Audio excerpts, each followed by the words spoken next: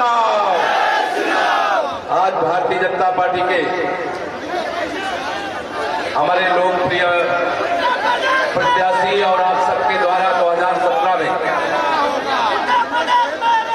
जिन्हें विधायक बना करके भेजा गया था, ऐसे मेरे दोस्त दीनानाथ भास्कर जी के समर्थन में मैं आप सबसे फिर एक बार अपील करने के लिए आया हूं, प्रार्थना करने के लिए आया हूं।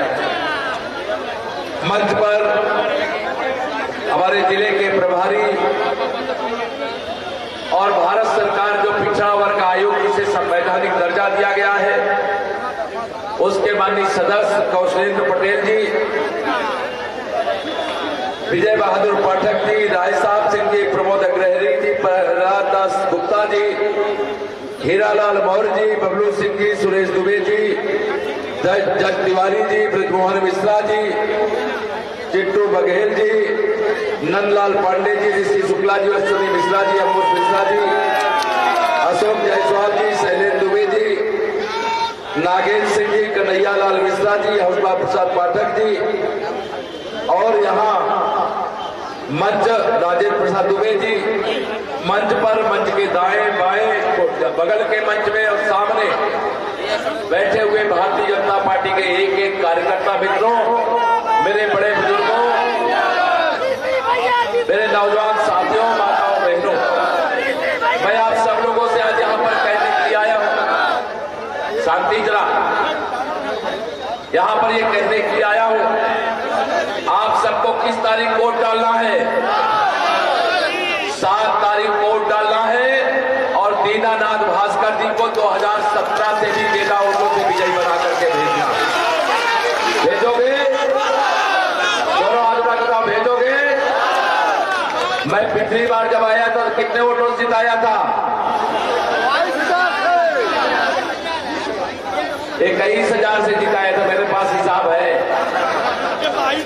लेकिन इस बार आपको 42,000 से ज्यादा वोटों से जिताने का काम करना है। करोगे? पिछली बार आपसे जब मैं वोट मांगने के लिए आया था, आशीर्वाद मांगने के लिए आया था, कमल खिलाने के लिए आया था, तो आपसे मैंने कहा था कि जो भी आप कहोगे, आप केवल दीनानाथ जी को यहां से विधायक बना करके भेज दीजिए और इस क्षेत्र के विकास के लिए दीना भास्कर जी जो भी चिट्ठी में लिख करके दे देंगे वो मैं कर दूंगा। किया है कि नहीं किया बताओ? मैं इस बार फिर ये कहने के लिए आया हूं, मैं वोट नहीं, मैं आपसे कर्ज मांगने के लिए आया हूं। क्या मांगने आया हूं?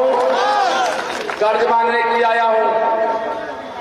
आप इनको 21 की जगह 42,000 वोटों से जिता करके भेजिए, ब्याज के साथ चुकता कर दूंगा।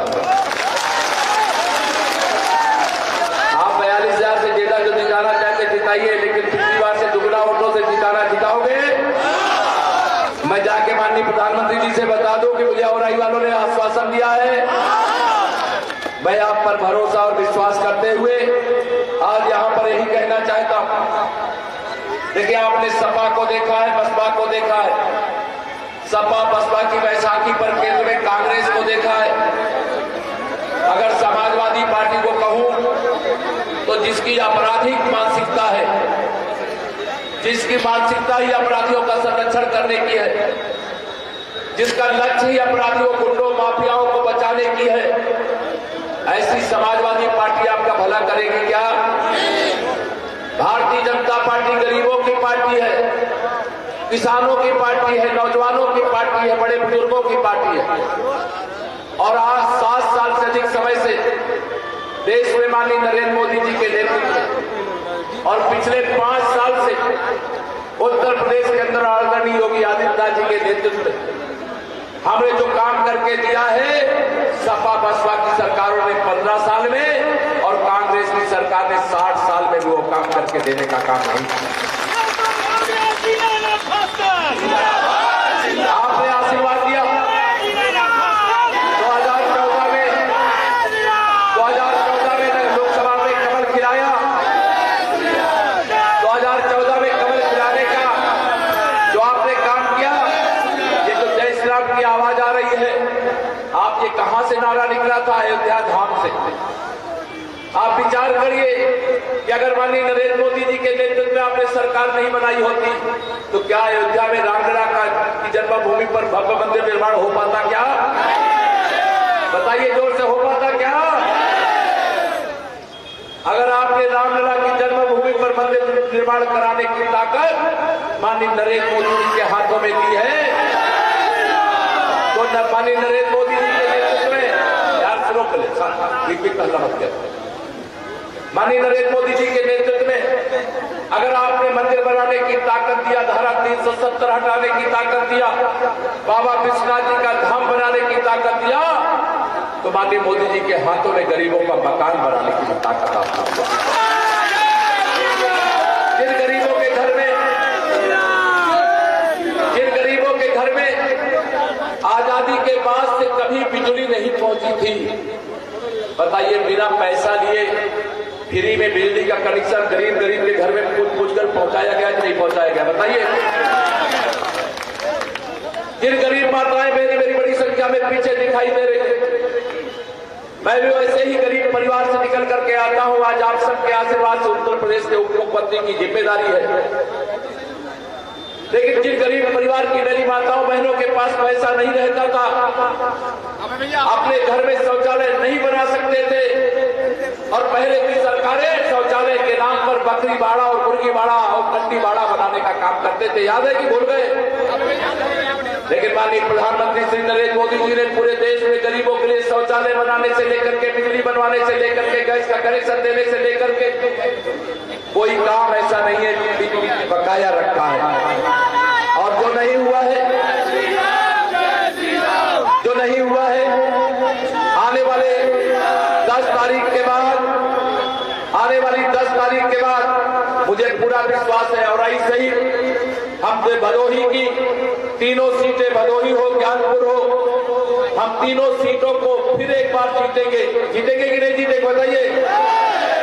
और 300 से अधिक सीटें जीत करके 10 मार्च के बाद फिर से भाजपा की एक शक्तिशाली सरकार उत्तर प्रदेश में आप सबके आशीर्वाद से बनेगी। और इस बार जब सरकार बनेगी तो मैं आपको इतना ही कहना चाहता हूं कि आपने जो 2017 से 2022 तक देखा वो तो ट्रेलर था, ट्रेलर। असली पिक्चर तो 10 मार्च के बाद दिखाने का काम करेंगे, एक बार फिर से बहाने का काम करेंगे। सपा बसपा कांग्रेस ये कभी गरीबों को भला नहीं कर सकती। इनको आपने एक नहीं अनेक बार सत्ता सौंपी, लेकिन आप ये तो इनकी तिजोरियां भर गई, लेकिन गरीब खाली हाथ बैठे रह गए कि नहीं? बताइए। माननीय प्रधानमंत्री जी ने कहा था कि न मैं खाऊंगा और न खाने दूंगा, और जो लोगों ने खाया है वह भी वसूल करके गरीबों के चरणों में डाल दूंगा। याद है कि भूल गए आप लोग? मैं आप सब लोगों को यहां पर यही कहने के लिए आया हूं, 2022 का विधानसभा चुनाव साधारण चुनाव नहीं है। इस चुनाव में पूरे देश की विरोधी पार्टियां भाजपा के खिलाफ नहीं लड़ रही हैं, भाजपा गठबंधन के खिलाफ नहीं लड़ रही हैं, बल्कि दुनिया की भी जो भारत विरोधी ताकतें हैं वह भी इस चुनाव को लड़ रही है। ध्यान रखना, नहीं चाहते दुनिया के ऐसे लोग कि हमारा भारत दुनिया का सबसे शक्तिशाली देश बने, लेकिन आप चाहते हो। क्यों चाहते हो मैं जानता हूं। अगर आप नहीं चाहते तो 2019 के लोकसभा चुनाव में सपा बसपा का गठबंधन हो जाने के बाद यहां कमल का फूल नहीं फूला। आपने माननीय मोदी जी के साथ अपनी एकता का परिचय दिया, अपनी ताकत दिखाने का काम किया है, और हमारी ओर से भी कुछ बकाया नहीं रखा गया है। डबल इंजन की सरकार ने पिछले 5 साल में, हमारे लोग भूल जल्दी जाते हैं, 5 साल पहले सड़कों के हालात क्या थे, 5 साल पहले कितने घंटे बिजली आती थी, 5 साल पहले गुंडे और अपराधी किस प्रकार से साए लग्जरी गाड़ियों में राइफल और बंदूक की नोक दिखाते हुए लोगों को डराते धमकाते हुए निकलते थे कि नहीं निकलते थे? जिस गाड़ी में सपा का झंडा उस गाड़ी में बैठा गुंडा, ये होता था कि नहीं होता था? कोई आप में से कोई एक छोटा सा भी प्लाट खरीद ले तो सफाइयों का नारा खाली प्लाट हमारा रहता था कि नहीं रहता था? ये सपा बसपा सामनाथ नागनाथ नेवलानाथ ये सब मिलकर करके भाजपा का विजय रथ रोकना चाहते हैं, लेकिन मैं देख रहा हूं मेरे भाजपा का कार्यकर्ता ही नहीं, जनता भी इस चुनाव को अपने हाथ में ले लिया है कि नहीं लिया, बताइए। माताओं बहनों ने यह बागडोर अपने हाथ में संभालने का काम किया। मैं आप सब लोगों से या आज यहाँ की सभा से मैं कह सकता हूं, राय से, ये भारतीय जनता पार्टी जिसे आपने इतना बड़ा बनाया है, वह गरीब का दर्द और दुख नहीं देख सकती। हम गरीबों का, किसानों का दर्द दूर करेंगे। हम उत्तर प्रदेश को आत्मनिर्भर उत्तर प्रदेश बनाने का काम करेंगे। किसानों की आमदनी बढ़ाने के लिए जितने बड़े से बड़े कदम होंगे, वो बड़े से बड़े कदम उठाने का काम करेंगे। लेकिन हमें आपका आशीर्वाद और समर्थन चाहिए। समाजवादी पार्टी के मुखिया श्री अखिलेश यादव जी सपना देख रहे हैं 400 सीटें जीतेंगे। अरे जब तुम्हारा भदोही में खाता नहीं खुल रहा है तो कहां से 400 जीतोगे? करहल का चुनाव हार गए। करहल विधानसभा जहां से स्वयं लड़ रहे थे, हार गए। 10 तारीख कोर्ट की गिनती होगी, आप देखना 10 तारीख को 11 बजे ही सपा बसपा कांग्रेस तीनों का 12 बज जाएगा। विकास के लिए पैसा चाहिए, लक्ष्मी जी चाहिए, और लक्ष्मी जी साइकिल में बैठ करके नहीं आएंगी, हाथी में भी नहीं आएगी, हाथ के पंजे पर भी नहीं आएंगी, वो कमल के फूल पर बैठ करके आएंगी। इसलिए मैं आज आप सब लोगों को यहाँ पर कुछ बातें बताना चाहता हूँ।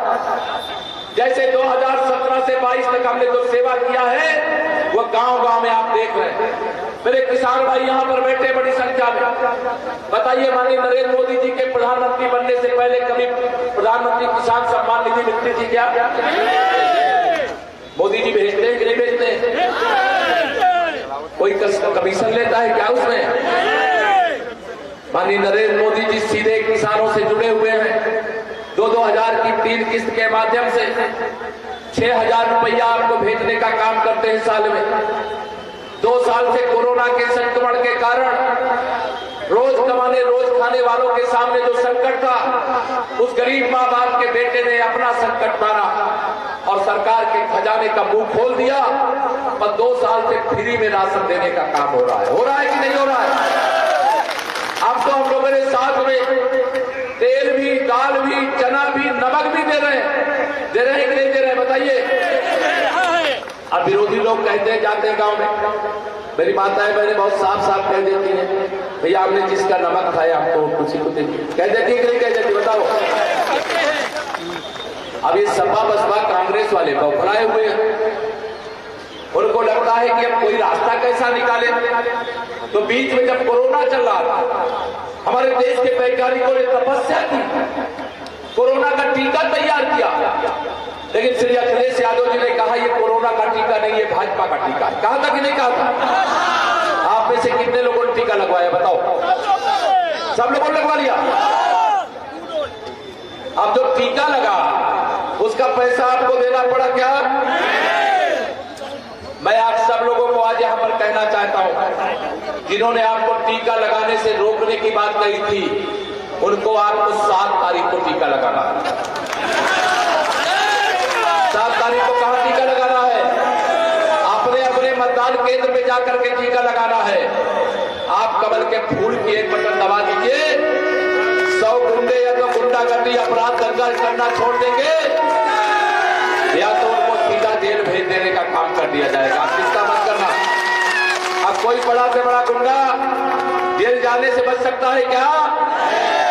मैं आप सब लोगों को, मेरे पास पर्ची आ गई, समय ज्यादा हो गया है, आगे एक सभा और अतिरिक्त आज लग गई, जो ज्ञानपुर के अलावा मुझे आजमगढ़ में मुबारकपुर भी जाना है। मैं केवल इतना कहना चाहता हूं, यहाँ पर प्रत्याशी दीनानाथ भास्कर जी को मत समझना, यहाँ प्रत्याशी केशव प्रसाद मौर्य को समझ लीजिए। समझोगे? बताइए, समझोगे? आज से दीनानाथ भास्कर जी भी प्रत्याशी, मैं भी प्रत्याशी, और जो यहाँ बैठे वह भी प्रत्याशी। बताओ, करोगे काम? दोनों हाथ उठा के बताओ, सब लोग काम करोगे?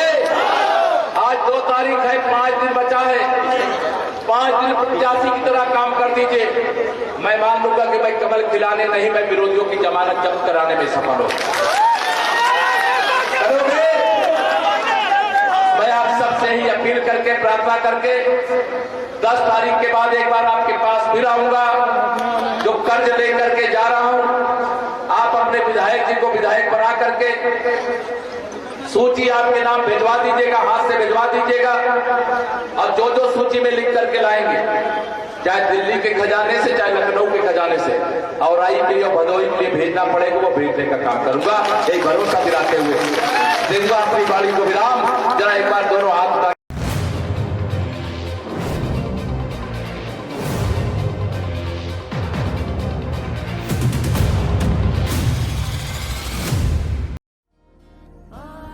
आजादी सन 1947, उम्मीदों की आजादी।